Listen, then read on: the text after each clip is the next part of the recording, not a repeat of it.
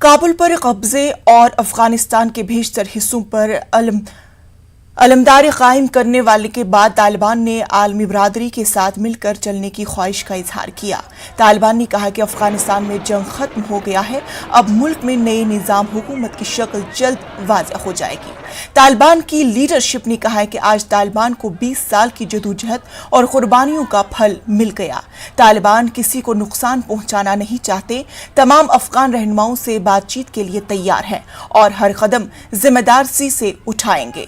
तालिबान आलमी बरादरी के तहफ़्फ़ुज़ात पर बातचीत के लिए तैयार है। तालिबान का कहना है कि किसी को भी अफगानिस्तान की सरजमीन किसी के खिलाफ इस्तेमाल करने की इजाज़त नहीं दी जाएगी।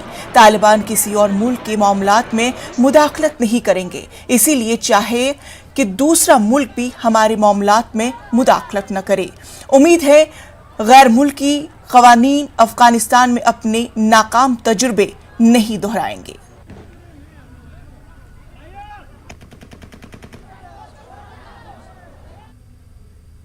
अफगानिस्तान की बाशिंदा ज़ारा मल्क मौजूदा हालात पर फूट फूट